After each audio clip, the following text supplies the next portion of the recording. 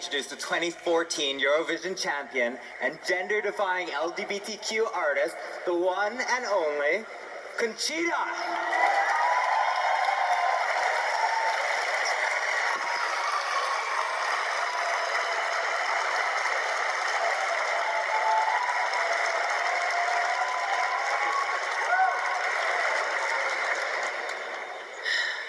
Talking about it, that was my greatest fear.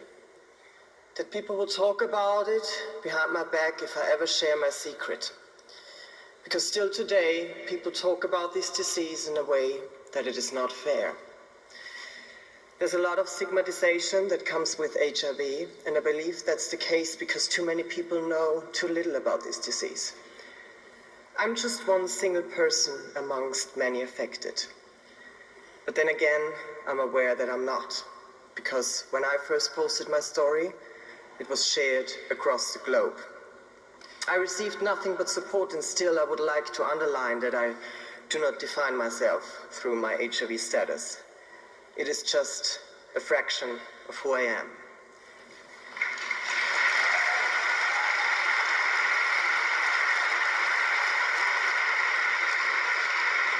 Today I'm not standing up here on this stage to share details of my personal story.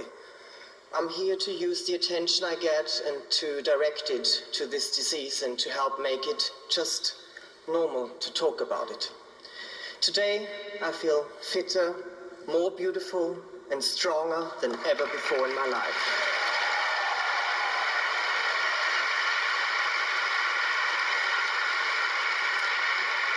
In a sense, this is also because I faced my greatest fear and was able to talk about it.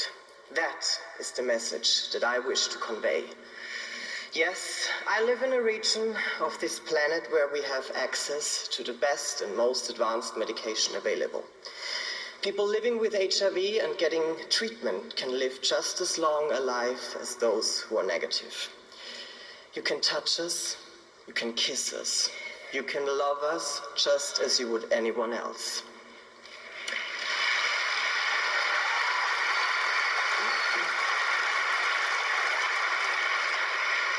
That is what I would like people to talk about. That is what I want the media to talk about. That is what I would like everyone to hear and read about. The research and the impressive results that have been achieved over the past years. I want everyone to know about the research that has been conducted by incredibly talented and passionate people, scientists and technicians who care deeply and who are working tirelessly to end this epidemic. I'm talking about people here in this room, out there in the laboratories and institutions around the world, doing their best to end this disease for all of humanity. And at the same time, I'd like to know why medical treatment advances that I have access to are still not available to so many affected.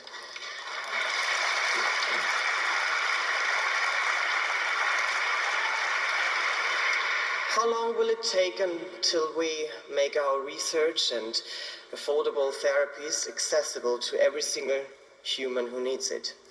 When will this epidemic finally be put to an end? How can we spread the news that people should not be afraid, not of HIV or people living with the virus? How can we as a global society fast forward to a day when an HIV diagnosis is no big deal? It's not about playing it down, please don't get me wrong. It's about spreading the facts and not just creating shallow and sensational media stories. In order to end the cruel stigma and discrimination that comes with this specific disease, we all need to read and hear and talk about HIV and AIDS just like any other illness. And we cannot stop talking about it until everybody knows that being HIV positive is just a diagnosis. And that as long as those affected have access to the right treatment, they can end up virally suppressed, unable to transmit the virus and carry on with pursuing their life passions and realizing their dreams.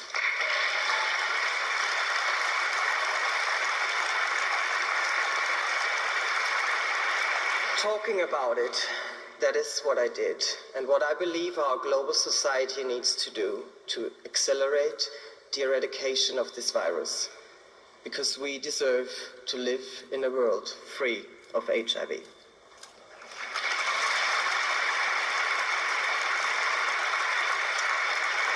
Well, I think it's safe to say that we wouldn't be where we are today without a courageous Hollywood icon who once graced this stage in 1992 and shared a similar message of compassion, Dame Elizabeth Taylor.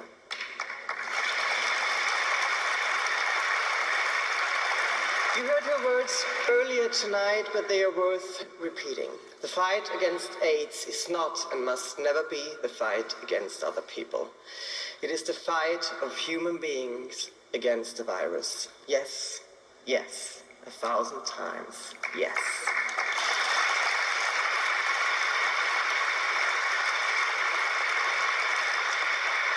Today, her fighting spirit lives on through the Elizabeth Taylor Human Rights Award. To introduce this award, I would like to bring some of my friends out here to join me. Ladies and gentlemen, please welcome Elizabeth Taylor's grandchildren and ambassadors for the Elizabeth Taylor AIDS Foundation, Quinn Tivy, Layla Wilding, and Naomi Wilding.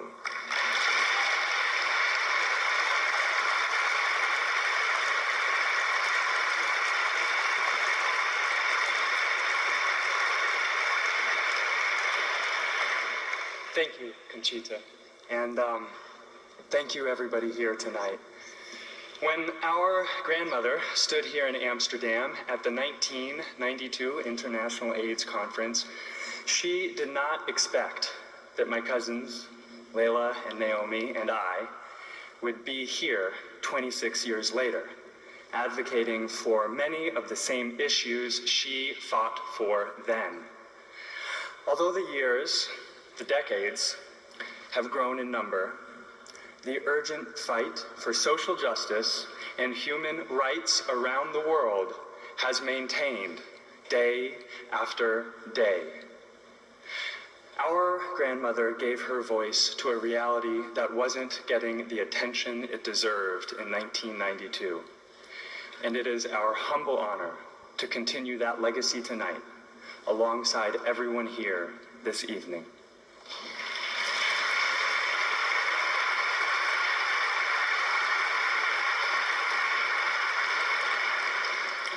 Our grandmother worked tirelessly to advocate for people affected by HIV and AIDS, but she wasn't alone in that fight.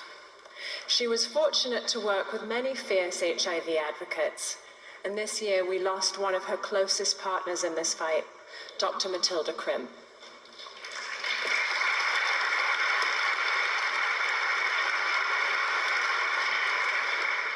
Dr. Krim was a geneticist and virologist with a passion for human rights.